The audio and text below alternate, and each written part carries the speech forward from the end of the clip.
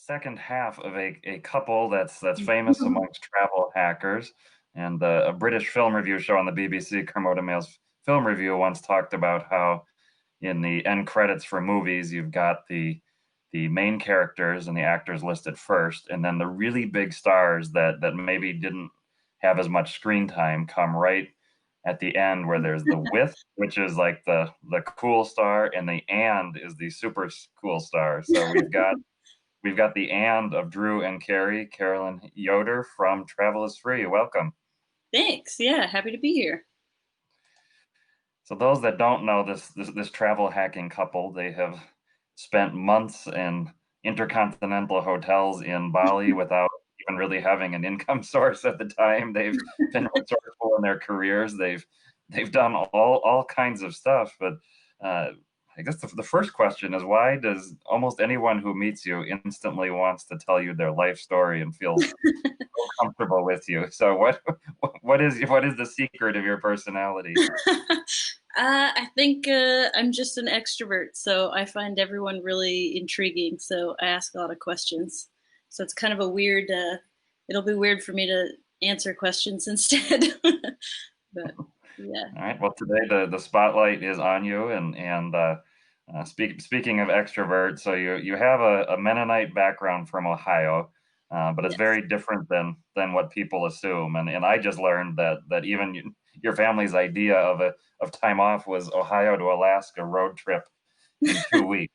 So No, this is not the stereotype. So tell us what it's like growing up in your particular family. yeah, for sure. So a lot of there's the Mennonite background is it's a very kaleidoscope kind of denomination, and so for some people it does mean not going many places. My family was part of a very progressive side of that spectrum, and so we did a lot of traveling. Both of my parents are pretty adventurous in their own ways, and so growing up, we did all kinds of kind of funky family vacations.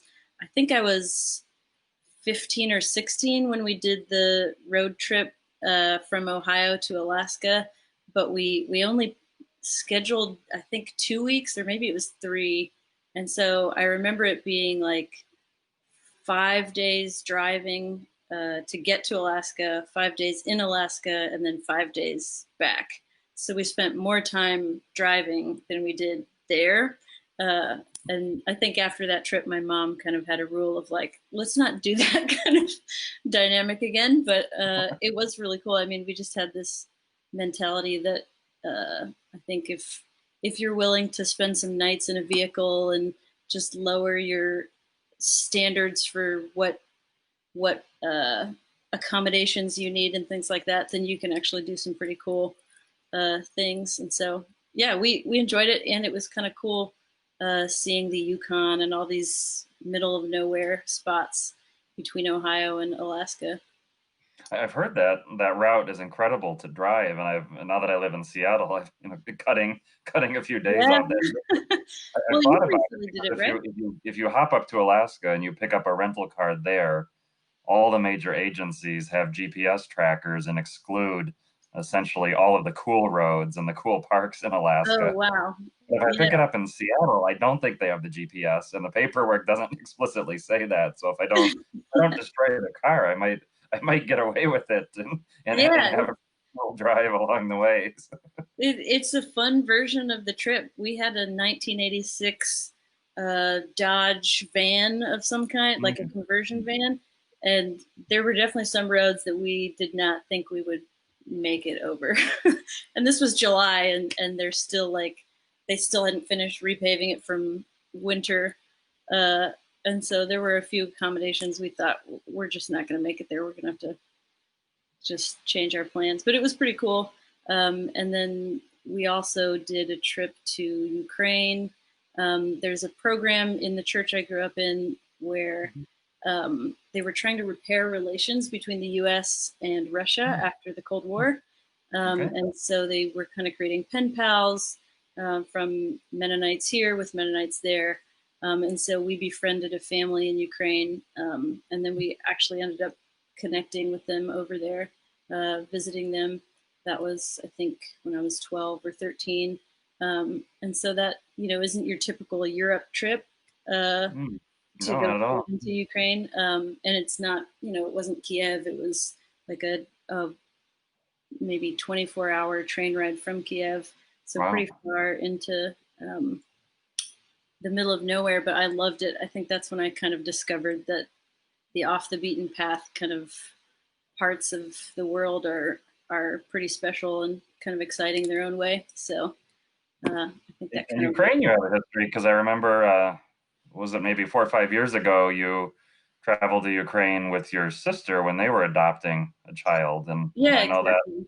that's so you. I didn't realize you also had that history going back to when you're 12 years old. So contrast the experiences and what it was like to Yeah, revisit something with adult eyes that you'd seen as with child's eyes. yeah, it was pretty surreal how many things were familiar. But my older sister who was adopting in Ukraine, part of why they were drawn to Ukraine was because of the connection my family had had back when we were young. And so her and I both got to revisit it and just kind of recognize um, things that we had thought were just unique to Ukraine. Wow, like this is just how Ukraine does their sidewalks and their playgrounds. And now as adults, we can kind of understand, like, well, this is part of what it's like in this part of the world. And we had a more broad historical context for understanding why Ukraine is different than Switzerland or Germany or these other locations. Fantastic. And you also visited all 50 states as a Yeah, that's right. child doing that? Yeah. Uh, I think it took me until maybe my early 20s to hit the last. And actually, I've seen all contiguous 50 states and then Alaska. I actually still haven't seen Hawaii. So Okay.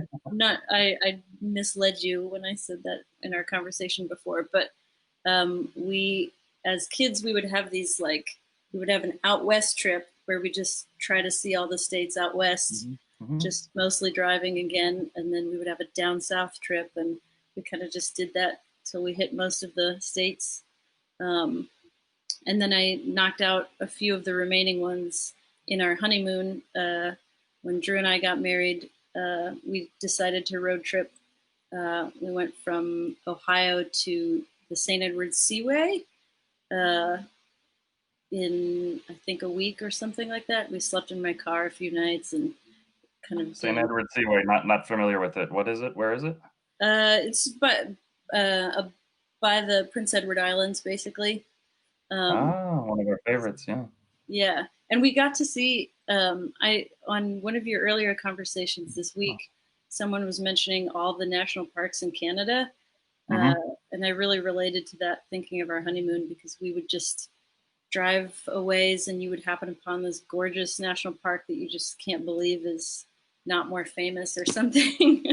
But yeah, Yeah, so now the discussion that I think on Monday we'll have Gary Arndt on our yeah, happy hour, who's trying to become. I think there's no evidence that anyone has been to every Canadian national park. Some are zero visitors a wow, year. So we'll hear from him how far he is along, and that's using every connection, every industry, government, everything to that's try to do amazing. that. So we'll check in with his journey.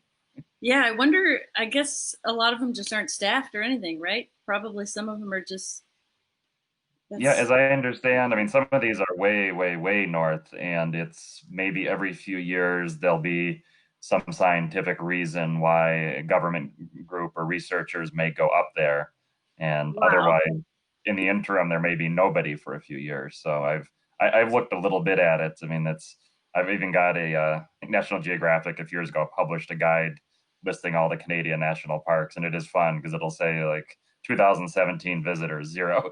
And that's That's that's it. crazy. And others, That's of pretty course, cool are though. very accessible in the country, but there is this handful that are just amongst the highest challenges a modern traveler can undertake. Have you been to Newfoundland? I have, yes, and That was for the country collectors, it's also to get to Saint Pierre and Miquelon, oh, the okay. French territories that are off the shore. So I've Yeah. been.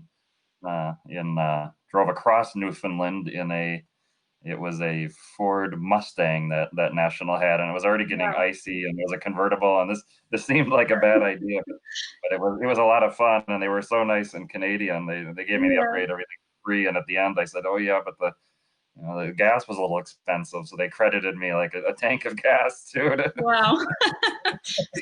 We had sort of the opposite of your typical Canadian experience in Newfoundland when I went with my family, another one of our kind of more bizarre family vacations. We had to take this ferry uh, onto to Newfoundland, Mhm. and we stayed a night or two, and we left the hotel. We were waiting in that car line to get back onto the ferry, and all of a sudden, our innkeeper drives up.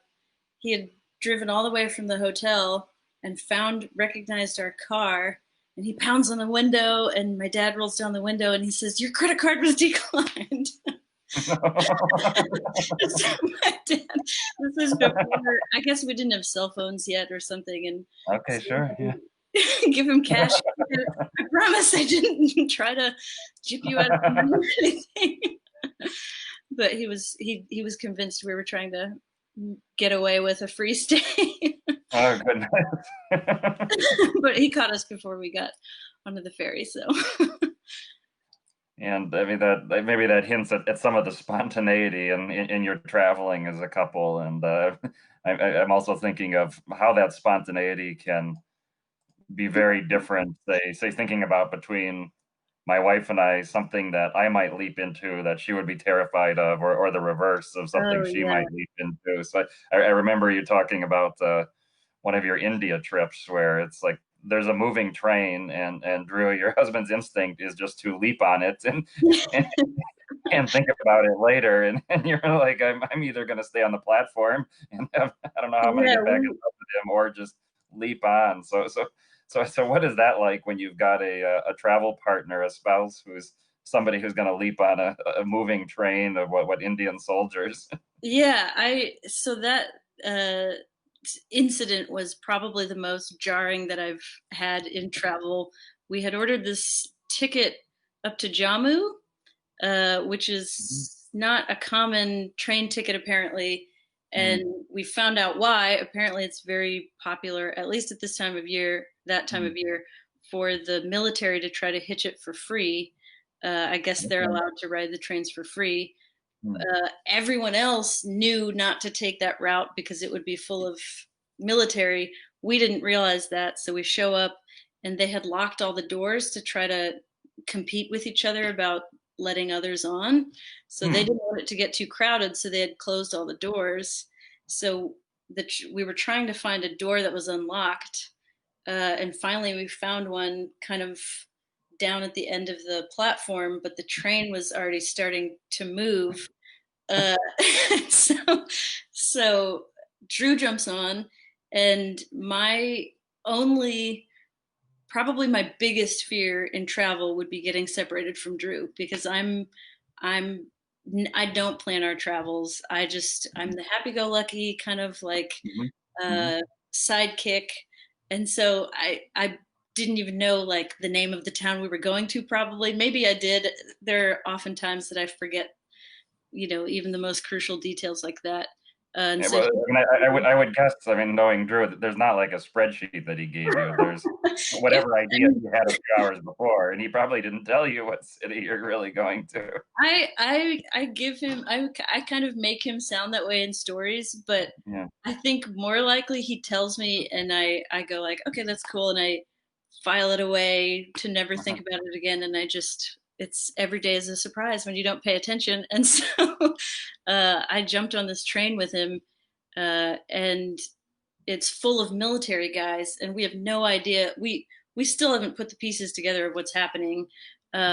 We just know we have But an it's still a good assignment. idea to be on the train. That's the key part, Probably, right? yeah, yeah.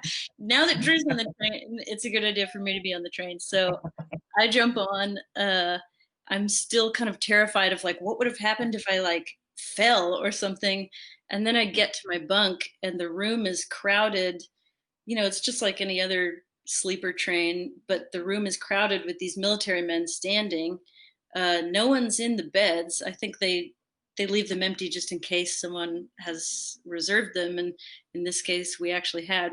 We were probably some of the few people who had. So I climb into my bunk, and there's literally like just men standing next to me. And it's not like you get like a twin size bunk, you get like a single person bunk. So I think I just hid my face under the blanket and tried not to think about it for the next 14 hours. But we were both pretty shaken up, I think, in different ways. I think Drew probably was thinking like, what if we'd gotten separated, and that was definitely on my list as well. Uh, I mean, I through a lot of the kind of spontaneous ups and downs of travel we've had, I almost never stress about it unless um, if I know that we're problem solving these Mhm. disasters together, then I'm only so worried about it. But if I'm problem solving by myself on a train platform where Drew's who knows where, then I just don't even want to think about that kind of disaster.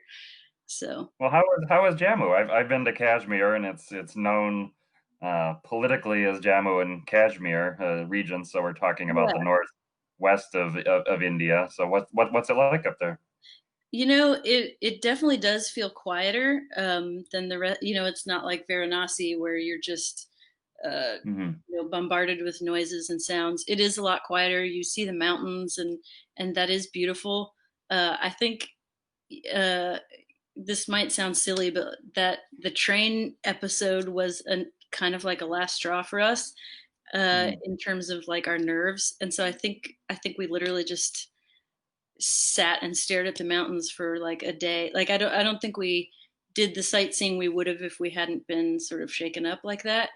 Um, And how long into your trip or travel at this point were you on that journey? I'm pretty sure that was at the end. So I think we've been to India um, a few different times, and I think this was the first time. I'm Mhm. terrible at remembering these details, but I'm pretty sure this was kind of our last destination before we were going to go to our exit city. Um, and it Because was, there was a stretch of several years where you guys lived in whatever hotels around the world yeah. that had good promos. So how many years was that? And, Oh, and, and what was it like to try to find a way to be productive and work in some fashion as well? Oh yeah, that's a good question. So we had a year of kind of actual backpacking gap year travel, and then Hmm. we had 10 months living in the States again, and then we had about 4 years of nomadic travel, and this would have been like smack dab in the middle of that. I think that this would have been maybe like a year and a half into trying to kind of be these working nomads. Hmm. And India was tough because Drew and the guy we were traveling with both got really sick, and it's just Hmm. hard to work when you're sick. That's right. Yeah. And I think like we love India, but it's definitely like it's not a relaxing place to be. And so it is harder to autopilot and just kind of get to work in India, I think.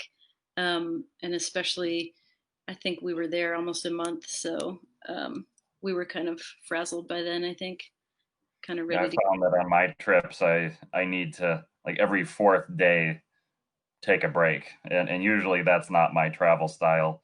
But India's it's such a wonderful destination, but it is just such an intense experience, and especially if you're sightseeing, everything seems to be an extra hour or two farther than than you might Oh have planned for.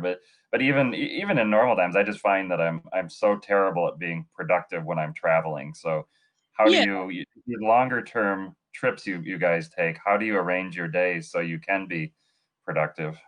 yeah. We actually, at least from my perspective, Drew might feel differently, but we kind of had different uh, versions of this as we traveled. By the end, we were so focused on the productivity part that we weren't doing a very good job at the travel part. Hmm. Okay. But I think at its best, we were basically, working a few days in a row, and then we would take a few days to venture out. almost like your normal kind of 9 to 5, adventuring on the weekends and working on the weekdays. We just didn't pay attention to which days those were, but kind of a Okay. similar pattern of a similar balance until the end, where we were mostly just working and not having much fun, not adventuring out as much. I think my mistake is I always think I'll come back in the early afternoon, mid-afternoon, and be productive, and I actually end up coming back at 6 or 7 at night and being so exhausted that Yeah, it becomes next morning, and then next morning I'm suddenly wanting to. yeah, I'm crack. suddenly wanting to be. So, a question from Tim Skeet about Jammu and Kashmir. I don't know if you went up into Kashmir, but Srinagar. Do you remember any of the sites you saw? Or? Actually, so the thing I wanted to say about Jammu, it's so that northern part is so much harder to get to. At least this is how I remember it. Uh, and especially with that train, I remember we had such a hard time even finding a ticket that far north, that we really didn't get as far north as we wanted to, and we were running out of Mm. time. And so Jammu is really the furthest north we got. And I remember there was a shrine. There were a few cool things to see in the city, but we pretty much just bunkered down in the town and didn't see much more than just the town. I think it was kind of our attempt to see some of the northern part of India, but I think it deserves a do-over. We'd still like to see that northern region more. Oh yeah, I'd like to see more of the region and also the Northeast states. So maybe we'll have a Yeah, another trip. So the yeah, that would. maybe that's the point where I say they're Drew and Carrie are two of the few people that I've actually traveled with, That's right. and That was an and awesome trip. they've remained friends, but if we've never traveled together again. So I don't. Oh, But no fault of yours. Yeah, our lives talk have about we'll figure it out. But talk about Namibia, that road trip. That's a destination that oh yeah. people rave about, and I think everybody that has the opportunity should get a chance to see. Yeah, definitely. Namibia, we did a road trip with Stefan to Namibia, and it's just, I mean, I guess the thing to do is follow the coast, and that's essentially how we did it. But it's just kind of a bizarre. It feels like being in Star Wars. You see these, you see the seals that are barking like, And I this don't, is Cape Cross on the Skeleton Coast. We went all the way yeah. up that way, and I wanted to hang out. Drew hated the smell. You were being polite as usual. Yeah, that's right. And it was quiet. I remember, we got to that. What is the name of that town with all the seals? Uh, Like Cape Cross. Yeah, okay, that is Cape Cross. yeah, I yeah. remember we were in that little lodge, and it's like, there's not much to do, but it's the best kind of not much to do. You kind of feel Mhm. like you're almost at a retreat. It felt like being at a little retreat center, just with the ocean. But Yeah, gosh. Oh, Moses was the name of the guy in the restaurant, and we were the only customers, and he had this wonderful soft-spoken radio host yeah, voice, that's and right. he just wanted to try out the different Chinese teas I had with me, and I remember Yeah. him. He's such a gentleman. Yeah. He was telling us about we asked about the local food, and he was teaching us about fetkoek. Do you remember that? It's That I apparently don't. Yeah. this kind of bread that it's just like a fried bread. And I was trying to look up the recipe this week. I don't know why, just out of nowhere, and I could not figure out how to spell that. Mm. My Pinterest was not auto suggesting anything from fetkoek. Um, Ben Sand in the comments says, "Yeah, P.S. Cape Cross is the stinkiest place on earth." So and he said he's been traveling around these regions in India, but he's off to bed. I think he's based. uh, I think I know, but I won't guess because I don't want to be wrong. But he's in one of those time zones that should be or it should be in bed. So I we'll check in with him for another chat. I see some of And, the locations he's mentioning, and I think some of those look familiar to me. I think we were aiming for those sort of when we were first imagining the trip, but we did not get that far north. Just too hard to logistically make it work. Oslo, but he says he's in Berlin now. So, Oh, nice. and our guest yesterday, Stephen Seagraves, raves about Berlin and goes so many times. So I owe a longer stay when I figure out how to be productive, like like Uh, you guys are on the road. yeah, And when they talk about the nomadic life and all that, there's images of hostels and that, but you guys did it a little bit differently, but not yeah. necessarily any more expensively than the hostels. So give your view on having a partner who signs up for what, dozens of IHG accounts, Yes, that's right. get promos for dozens of free nights, and your hostel, so to speak, is an intercontinental hotel in a place like a resort in Thailand. And Yeah, for sure. So Drew is a travel hacker, or whatever you guys are calling yourselves these days. yeah. But the idea is that we would collect miles and points and use that to help us make travel more sustainable, see more destinations, and for us also stay in sort of sustainable accommodations for working and being productive. Now there are so many options with Airbnb and things like that, but we were definitely using hotel points and promotions. We did. I'm not going to get any of this right. I might as well not even try. But we did. Uh, IHG was one of the ones we hit really hard with. I forget what was. They had points breaks, for instance, where they offer their hotels that might normally go for 35,000 points. Instead, they're on sale for 5,000 points. At least this was the case. I don't actually know if they do that anymore. But we spent a lot of time in Point Breaks hotels. We did like a 14-night stretch in the Intercontinental Kiev, I think, and we ate most of our meals in the club lounge. You had what, no cash at the time, or?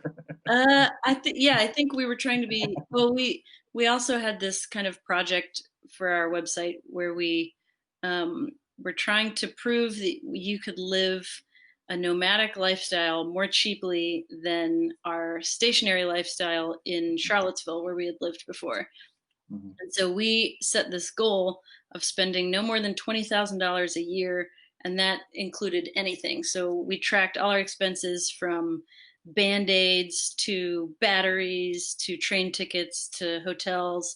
Even if we had to spend money to earn points, we would calculate that as well.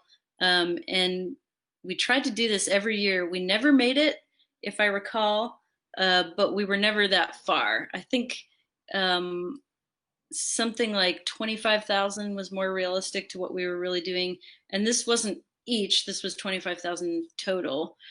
Mhm. And so I think if we averaged it out, we were spending an average of $700 per month on accommodations or something like that, which was cheaper than our rent had been in Charlottesville. So uh, the hotel points definitely helped us kind of maintain that project, or mostly succeed at that project, and it definitely made it easier for us to work. I don't think, I mean, I've never tried it, but I don't see a hostel being a very good place to work. It's a great place to meet people and to kind of have your fun trip, but Mhm. I can imagine it would be a very hard place to get work done. So for us, it was really helpful to have a hotel room, and a pretty nice one, to get work done in. I'm going to share in the comments some of the links. So this is their blog, Travel is Free, and this is around 2000, what, 13, 14, 15. You guys were doing this and Yeah, sharing that data, and things have changed in terms of airline programs, in terms of hotel programs, but there's still ways to do all this.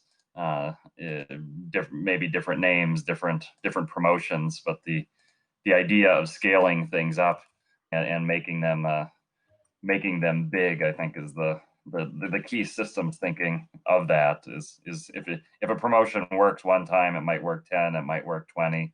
yeah. But tell the story. You mentioned your Mennonite background, salt of the earth, Ohio, all of that. How do you communicate the travel hacking? And You don't. this is the person I'm going to marry, and I think mostly I've avoided those conversations, but when Drew and I first got married, we were trying to collect points in Holmes County because the first months of our marriage were back where I'm from in Holmes County, Ohio. And at the time, you could buy gold dollar coins from the mint. You probably know, you probably remember more of the actual logistic details about this than I do, but you could buy coins from the mint at cost, and they would ship it to you for free. And I think Drew had a few other promotions he was stacking. I'm not going to try to remember those, but in any case, we had a closet full of boxes of gold, like dollar coins.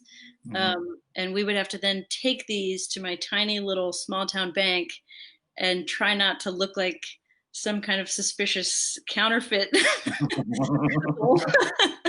And the first time we went, I was like mortified.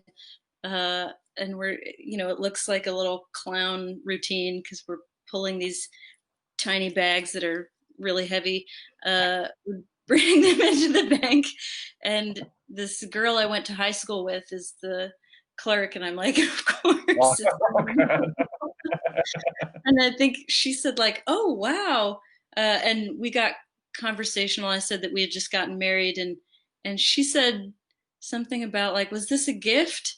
And I think I found a way to make it sound like she was right, and yet I didn't want to lie, and so I'm not sure. I think I let her assume that was a wedding gift, but that didn't work the second time we came back. Then it was like, well, we have more of this gold coin. You have thousands more, and these And the antics of I was living in China until I knew oh, of this that a was little bit, but I moved back from China and had 1 month of this, and then they shut the program down. And so the first travel hackers I met, it was, why are you paying for meals with right. these coins? And it's I mean, the whole idea of the program was to get Americans to start using these. There had been dollar coins before, but very, very rare to see them, like the kind of thing that my grandfather might give me as a Right. gift or a novelty, that kind of thing, like a $2 bill. And it was, yeah, I mean, people would look at them, and even if you just tried to pay with two or three, or like the New York subway would dispense Yeah. those as change for one, people would think they're fake. I mean, it really was this uphill battle that Americans Oh just yeah.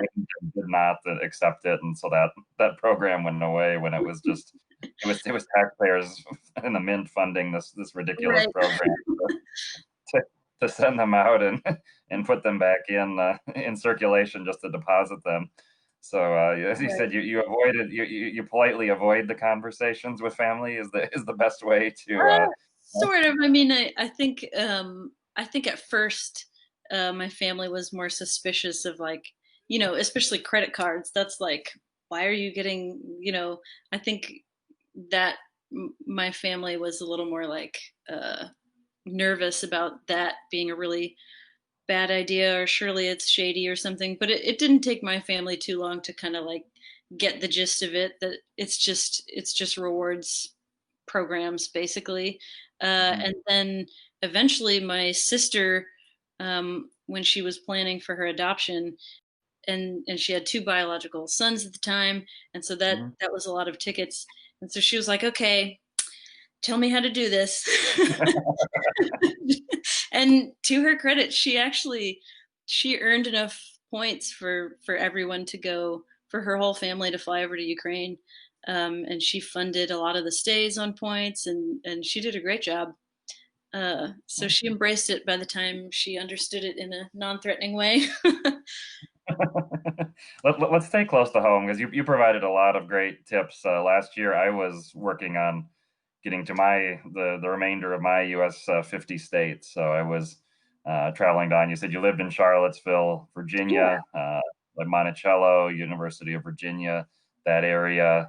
So I was driving through Virginia, West Virginia, Ohio, visiting presidential sites, asking you where to eat, what to do, some of these things, yeah. and of course some of the food from the communities that you're part of is incredibly delicious and wonderful. So for people that say are coming from Europe, they have some idea of Amish country, this concept Yeah. and region. How would you narrow it down? What would you pick as a road trip route? Oh yeah. Well, I love Amish country. I'm very proud to be from there. Holmes County. Ohio is the largest Amish population, but Mm, it's not as well known maybe as Lancaster, Pennsylvania. mm. And from Holmes County, we think that Lancaster, Pennsylvania is a little more touristy and that Holmes County is maybe a little more authentic, but I don't know how much truth there really is to that. But there's definitely, I think you went through Kidron, did you? I think. Yeah, yeah, I think, yeah. Um, so Kidron has these auctions, these animal auctions. I think I was trying to talk you into, but they only fall on specific days, so you have to go through Yeah. on the right day to go to. And Mhm, a lot of the little area towns have auctions like this. mhm, But I remember going to some of them as kids. My dad grew up Amish, and so I still have enough connections there that I was able to see a lot of the, I mean, firsthand, a lot of the authentic experiences, and a mm, lot of those you can't kind of. It's harder to manufacture those experiences as a tourist, but that auction is open to everybody, and so that's a really okay. cool way for tourists to be able to um, see a lot of Amish people in one place doing what they do on an ordinary day. There we have a few markets and stores that I think are also great little spots to kind of see the community just being themselves. Mhm. There's this place that's getting bigger and bigger. It's called Hirschberger Truck Patch. It used to be more quaint than it is now. It's getting very Lancaster, but Oh, they have these it's kind of like a farmer's market kind of setup, and they have goats and a little petting zoo, but it's all very authentic, kind of local stuff. Um, mm. I definitely I love that area, and I was excited you got to see some of it. What did you end up getting to see on your road trip then? As you said, the auction schedule didn't work, and I did the route several times, and so some of the southern Ohio areas I did not visit, and instead continued in more towards the through West Virginia and the northern Okay, areas, and all the way up to I shared with you that that totally not Amish, the Palace of Gold yeah, in I've never heard of the that. West Virginia Panhandle, which maybe I shouldn't even describe it. If you're listening to this, just search Palace of Gold, West Virginia. It's I suppose in terms of major cities, it's closer to Pittsburgh than anywhere because of the shape of West Virginia.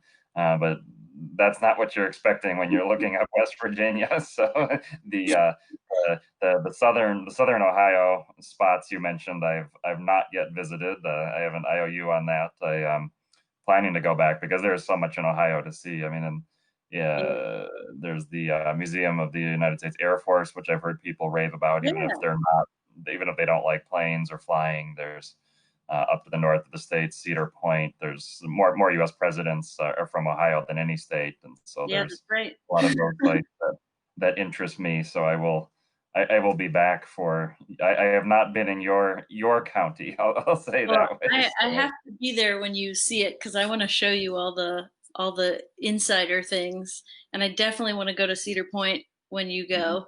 It is hands down the best theme park on the planet. Of course, that's I'm from that area, so I'm gonna think so. But I've been applying the travel hacker perspective. We all got together for an event with well, Frequent Miler, which you know work for the yeah, website. We can talk about that in a minute in Michigan, and I came in that trip through. I think I flew into Cleveland. I'd never properly been in Cleveland, and so flew in there and drove up. But I learned that the cheapest way to get Cedar Point tickets is to buy them at the Mayor supermarkets, but only the ones in Michigan. The ones in Ohio don't sell these really discounted, and the discounted ones even include the parking. So it's an incredible yeah, deal. I never knew So about I had my travel hacking hat on that that. I could not justify go, buying the regular price ticket. So I said, I won't even go this trip. And next time I'm going to start in Michigan and finish in Ohio. And I even researched it. One of my hobbies on things like this is to figure out how you can get away with not paying for parking. And you know, like, is there a place nearby? But I guess there's some causeway that it was hilarious. There's Cedar Point forums of people that love it, and Oh, I bet. Yeah, apparently there's a toll. I think there's a toll on the causeway plus the parking, and the police actively patrol the causeway and ticket people who try to walk in and get around this Oh man, the I toll. don't remember that, but I believe you. So then it was like maybe there's a back door by the water park that might work. See, and that was Wow. as far as my research got. But How I much had a was good it? trip without having a trip. So How much was your ticket from Meyer? I'm curious. I think last year it's like, is it 49.99 or something?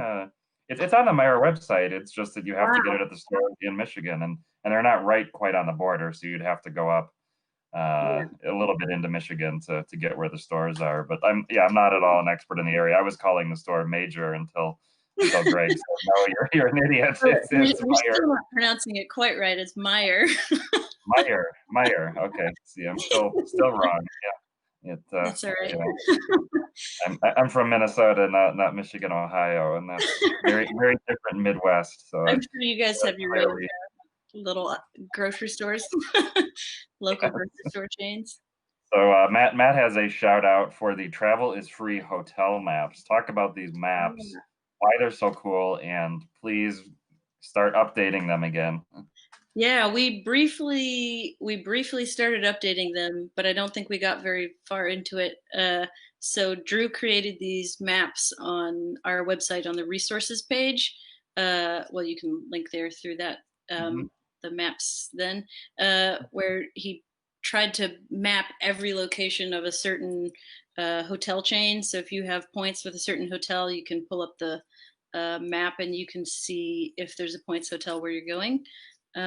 You probably know this resource better than I do. I put it on the page. I put it on the website, but I had very little to do with the data or any of that. Um, but it is one of our favorite. I know that I think that's like where all of our traffic comes from, basically. Still. And for professional reasons, Drew is doing other stuff these days, so that site is only active in terms of fans like me complaining that it is not Need to be more active. active. That's right. One area you're professionally involved in that site, as well as work you do, is infographics. And when I look at infographics, I'm much more textual. So infographics are not the way I naturally process information data, but the way you visualize these is very cool. So how do you take a subject like these frequent flyer programs that even if you say you're sitting on a plane, you talk to the Monday through Thursday road warrior, a lot of them say, oh, the program's just too complicated. I don't know. I've just got these Right, right. miles. And I call them and use it. So how do you figure out how to visualize these complex subjects? Yeah, it's pretty I find it pretty fun. It is very collaborative with so I've done most of the infographics I've done have been for Travel is Free. I've done some for other sites as well, and it's always very collaborative with whoever knows the data. But I've figured out that this data visualization um, skill is something that I really enjoy. And so now, as I'm learning more about UX design and UI design, it's a very similar discipline. Just to try to figure out how to make something concise and visual and understandable. But usually, it just takes a lot of conversation with whoever knows the data well, which in most cases is Drew. And so he'll usually map out kind of uh, the concept he's trying to get across and how he envisions it. And the more I design, the more tricks I have up my sleeve for, okay, this is this kind of information point, and so here are the common ways that I can display that well. So, for instance, if it's you're looking at population comparisons, then I'm going to think of the basic way that people want to see comparative information like that, and then I try to think of a clever way uh, to tie that into the theme. So, for instance, we had an infographic about the most touristy countries of the world, and so one of the bar graphs is like 600 little people and a few of them have like tourist shirts on or something like that. But it's kind of like another version of UX design, kind of is how I think of it. Um, Yeah, I just put in the comments the one you did for frequent miler of what are Chase's rules for moving points around, and it's so clear. And I compare to the Chase site, a major bank, millions and millions in marketing budget, and either deliberately because they don't want customers to understand, or it's because possible. the millions and millions of marketing budget do not go to communicating to customers. There's nothing in the Chase program that's anywhere near as clear as this. Oh, well, yeah, I appreciate you saying that. I had that on my portfolio for a while, and I was talking to a recruiter of some design recruiter, and she said, "Well, maybe you could feature this infographic more, you know, that's a pretty big client." And it was clear to me that she assumed that I had designed marketing. So I was like, maybe I should. But no, that was for frequent miler. Well, talk about frequent miler. Talk about the work you're doing for them. Yeah. Greg of frequent miler has long been a friend, a mutual friend of ours, and full time blogging on how to earn miles without flying. And now you're working half time for them, I believe. Yeah, I am. So I recently started trying to pick up more freelance, kind of try to do that thing again after Drew and I sold our website, and that kind of paved an employment route for Drew, but not for me. So Hmm. and so I was kind of looking for projects um, and um, Greg, I think I approached Greg, and you know, he at first he was. I said like, "You want to hire me or something?" And I played it off like a joke, and then later he was like, "You know, I do actually have some projects that I think you might be good for." And it was an eclectic enough blend of um, things that he needed that he said I could pick my own job title. And so I had always wanted to be a creative director. And so I said, why don't we just call me the creative director? And he agreed. But I'm having a blast working with them. It's just a fun team. That's Greg and Nick and Steven. Just really, really nice guys and fun projects, almost always creative projects. We're doing a lot of things with media now. Not the media. I mean, like multimedia, YouTube videos, podcasts, things like that.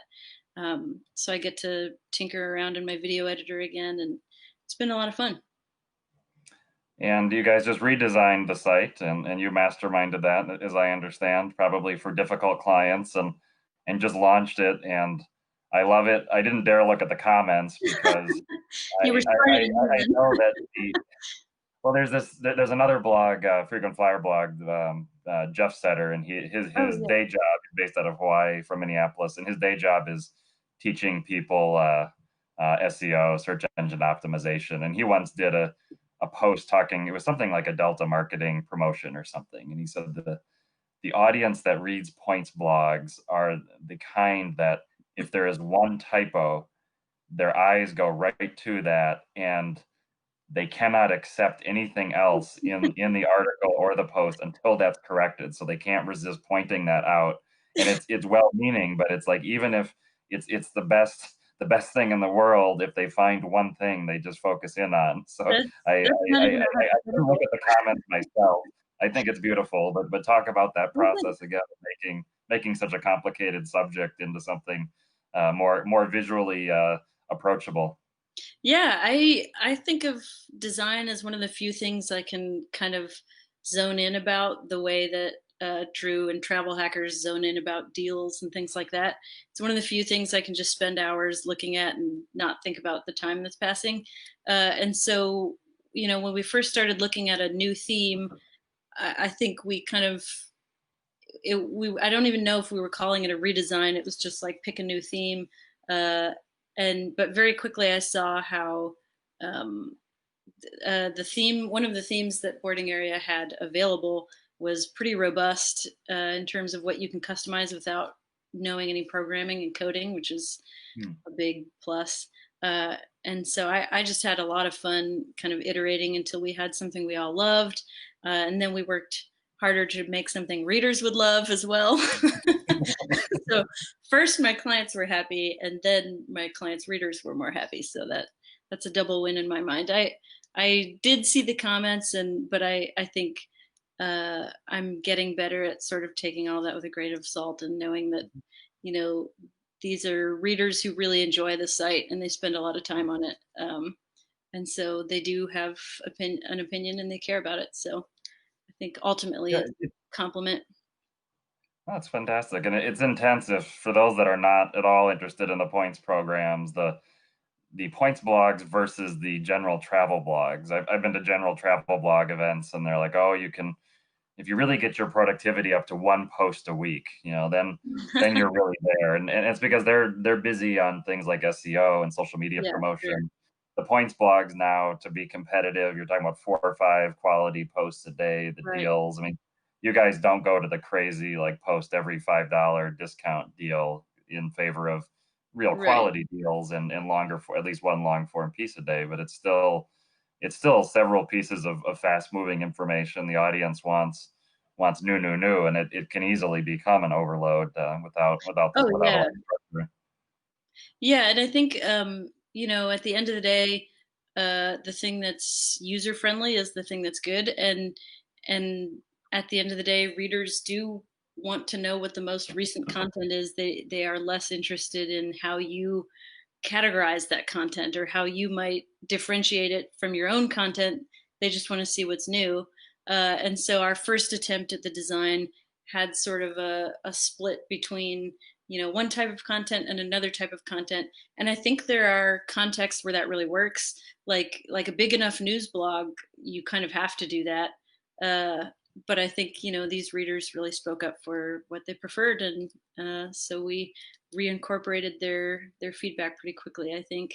And it was pretty cool to have a team where we could just brainstorm around that so quickly, and collaborate pretty well over that. So the theme is now, I think, cleaner. It should be a little more visually. Um, Even if people don't perceive it that way yet, it should be a little more visually simple than it was. It did have a lot of kind of dark colors and these kind of different grids at different shapes and stuff. And now we have it a little more scannable, cards that are all the same width and things like that. So there's probably a little more intentionality that went into it than people might realize. But I'm glad if people are liking it better than they did yesterday. So yeah, I think it's a win.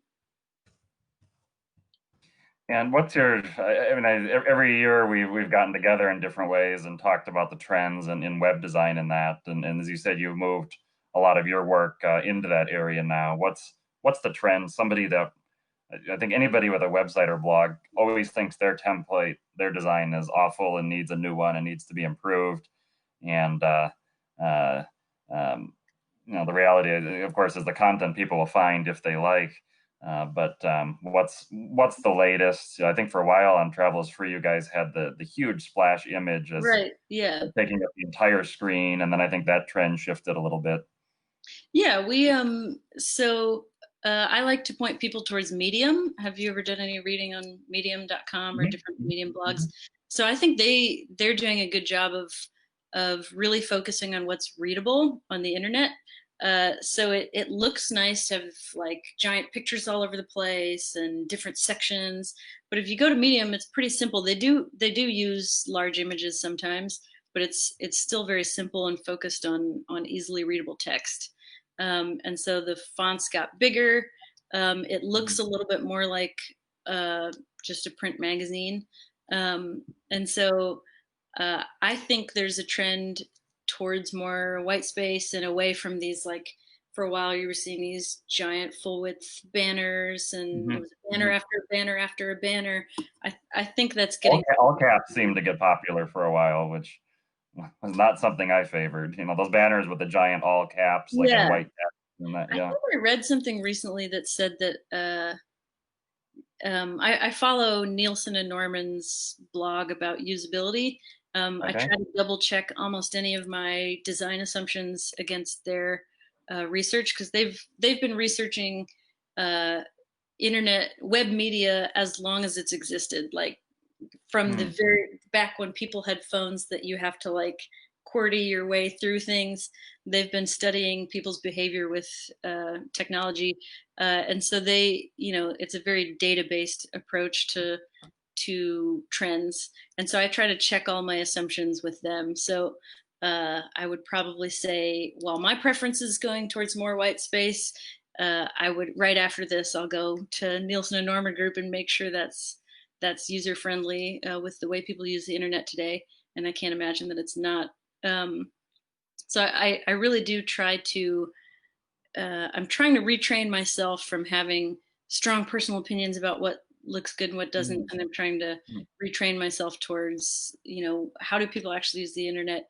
Most of us are not very in touch with how we use the internet, so we might think we prefer, like, I don't know, I just love seeing these beautiful images. But if you were to Hmm. watch us using the internet, we might actually be more drawn to something we can just read well and easily. All right. And we've got a question here from Layla, and it says, "What is one of Carrie's most sentimental traveling experiences?" That's a good question. There was a time when Drew and I were first traveling, during that first year before we were working. We visited Sri Lanka, and Mhm. we went to this hotel, homestay, no internet. I don't even remember, like, I think it was one of those like concrete rooms with, like a light bulb hanging from the ceiling, and it was one of those very, which I'm all about. I love those rustic experiences. Uh-huh. Uh-huh. I tend to love that kind of thing. But it was the first time in a little while that we didn't have internet, and we just laid awake all night just talking. And it was pretty early in our travels. Not all night, I'm exaggerating, but we just talked about what we had in mind for our travels and just connecting over the new experiences we were having. And I remember it being pretty cool just to disconnect that much from the rest of the world. And then Sri Lanka is its own kind of amazing experience anyway. And so then we wake up the next day to something incredible. And I don't think we had kind of just tacked Sri Lanka on to, it was a visa run from Thailand. We suddenly realized that the overland visa only gives you 15 days, or at least Okay. time. And suddenly we had to plan to be somewhere in like 2 days. And I think the cheapest thing we could find was Sri Lanka. And so it was way less research than a lot of our other destinations had Mhm. been, Mhm. which then became our norm. But at the time, I think we were not traveling that way yet. And so that whole trip was just one crazy experience after another. And the reason I think it's sentimental is because it's, once you see more of the world, I mean, everyone on this Facebook page is going to know this better than I do, that it's hard to see something surprising after a while. Mhm. uh, you start to see countries as a different version of another place you've already been. You see the Mhm. patterns in geography or economy or society, and any of these things. But those memories of traveling when it was still like all in your face was, those are, I'm sentimental about those places. And then of course the trip to Ukraine, to adopt my niece, when my sister adopted my niece, that's pretty hard to beat. We were just in a middle of nowhere town in Ukraine, um, and got to meet my niece for the first time in the orphanage that she had been living in, and that's just unbeatably surreal. When I lived in China, frequently I would see uh, parents with newly adopted children on the flights back, and I always wondered what it's like to have that experience of taking. Yeah. You might be a first time parent entirely, and the child certainly is, I guess, bewildered about all these new sensory experiences. What's that trip back like? Yeah, it's not easy. It's extremely meaningful, but very hard. I mean, and now, not for us. We were along for the ride, but in being able to relate with my sister about her experience, I know that there were days that like, you think it's hard to jump on a train and almost not make it to your destination, but she had like, we were supposed to fly home in a few days with her brand new daughter, and they had printed her name incorrectly on the passport, and so Mm. the airline wasn't going to allow her on the plane if the passport didn't match the ticket. And I mean, just like trying to put the pieces of that together were stressful. And then on top of that, I remember we were on a train, and Gianna was had to go to the bathroom, but she was speaking Ukrainian, and none of us knew the words she was saying. And finally, a woman sitting next to Rachel kind of tapped her on the shoulder and said, like, she's asking to go to the bathroom. And Rachel tried to explain to this woman that, like, I'm doing the best I can. And, Yeah. and I know that just was like, I think, a good analogy for how like defeated it can feel to do this unbelievable thing. But that was, I mean, it's just such a special thing too. Now we can always remember that trip with Gianna. Oh, fantastic. And then the follow-up question is most romantic travel locations for those of us that are Oh, in the more authentic cultural locations. So interpret that as you will, but that may not mean just the iconic stretch of white sand beach. yeah, for sure. I actually think, I don't know why more people don't talk about like Guam had some of the best snorkeling I've ever seen.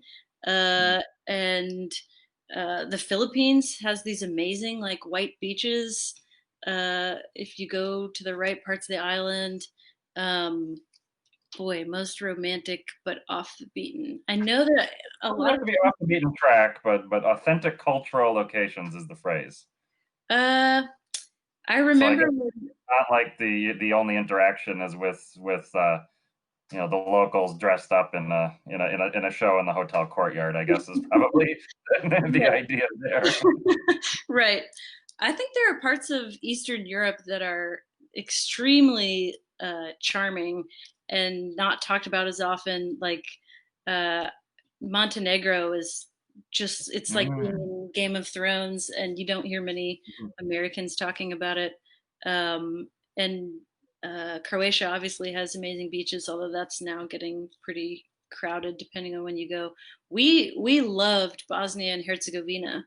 Um, Mm. that's one of our favorite spots. I would go back there right after quarantine if I can. I'll find a way to do it. But just very cute, charming towns, beautiful countryside. And when you're driving between these towns, you're Mhm. just going through this kind of stark nature, almost like what you experience kind of in the national parks out west, just Mhm. that level Mhm. of emptiness. You kind of have it all in Eastern Europe, I I think think. you guys originally ended up in some of those spots because of the points breaks and the IHG promotions. I think like the Crown Yeah, Plaza of Belgrade, which is a wonderful that's right. spot. That's right. It was And there was a points break in Serbia that we were going after. You're right. We were doing this blah blah car. Have you ever done blah blah car to get around? I've heard of it. Tell us about it. That's where somebody has a car that they want to make, Yeah, or you're willing to take you on the route they're going. Is that yeah, right? exactly. It's like a Yeah. carpooling app. You can list a route that you intend to do, and someone Mhm. can buy into it.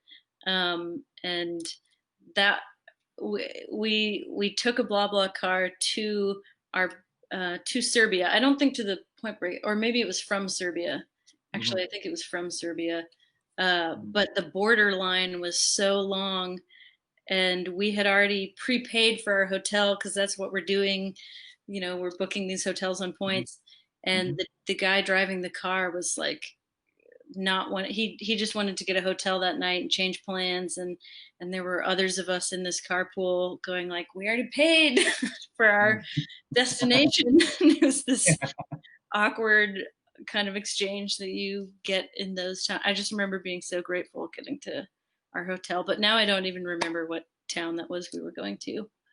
Yeah, that was some of the question. Bosnia Herzegovina, are there specific town names you remember or locations that really stood Yeah, out? there's a little town called Trebinje. It's spelled like with a J A at the end, Trebinje.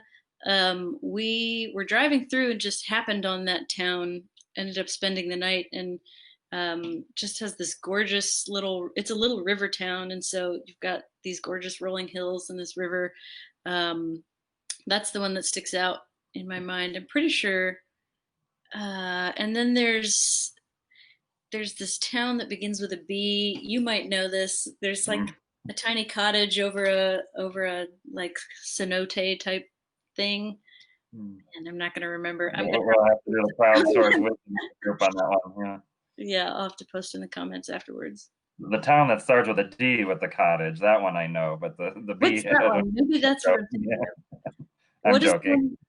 one? Okay. You of all people should have a Rolodex of these things. Yeah. How about we close on what is it like to free dive? I've had a lot of guests that tell Oh me I yeah. really need to learn how to scuba dive, and then free diving, all I really know is that they have really long flippers that I've seen in the Yeah, that's in the right. boarding gates at airports. You have this long rope, so when you're learning, you kind of follow this rope down, and you have to like create a 90-degree angle as you're kicking to kind of be as efficient as possible with your kicks to reserve your oxygen. It's terrifying. I hope I never have to do it again. But I did a freediving course in exchange for a video that we provided for this cool little diving shop in Bali.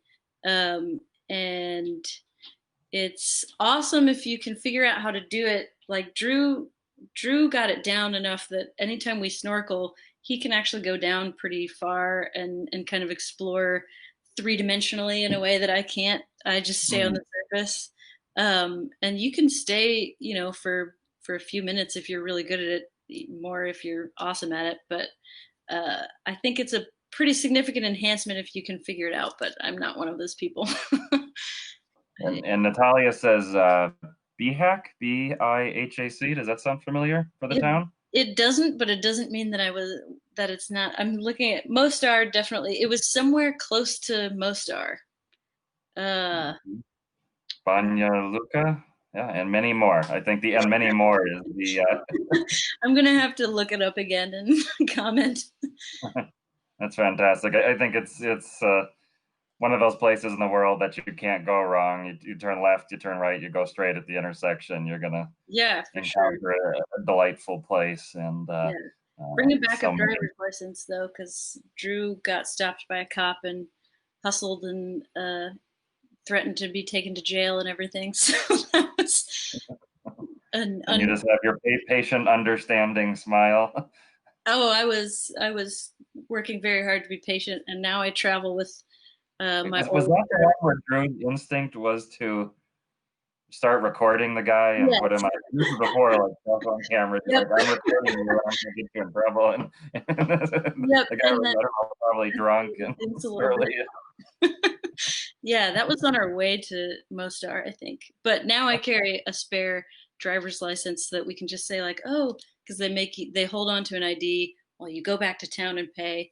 So in the future, I'll just sacrifice an old driver's license. And I don't think I've ever seen a couple that seems to travel together, work together better. You guys probably have had an argument at some point, but I don't think there's any evidence anywhere that it's ever happened. So I think that beyond your, that time he almost got arrested in Bosnia and Herzegovina, I'm pretty sure. I'm pretty sure I had a thing or two to say. That but was probably one. what is the secret that you have or that you found? I mean, it's maybe it's just holding your tongue at certain points, or how do you?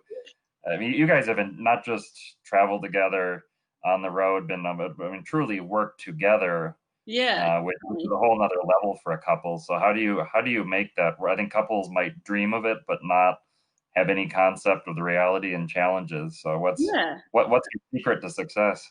I really appreciate that. I think we're very lucky in that travel does not stress either of us out the way it does some people. And so, some people, their tensions are high when they travel just because something's stressing them out.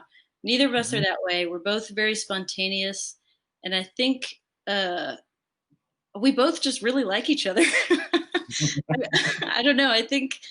Um, I think it does take, yeah, I mean, it took me, we both had to learn each other's quirks. And so I had to learn not to be overly sensitive, and he had to learn to be more sensitive.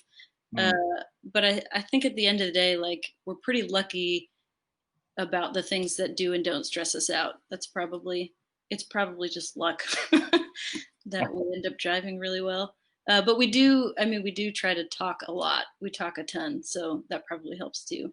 We communicate everything, and if there's something I think to myself, oh, I don't want to tell Drew that, then that means I have to tell him. I know that that's not how we do things. Like if there's something I don't want to tell him, it means that really needs communication. And so far, that's worked really well for us to just talk about a lot.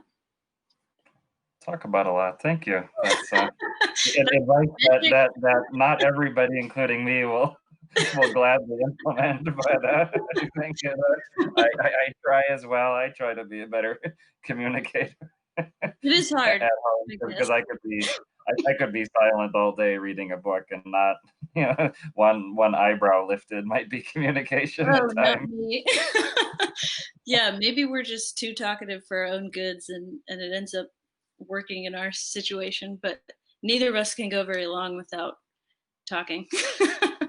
So All right. Well, fantastic. Thank you for sharing your side of these incredible stories and your travels from from family trips to more driving than yeah, sightseeing lots of enjoying driving. the cool stuff you're doing today. So thank you for joining us, Carrie. Cool. Well, thanks for having me.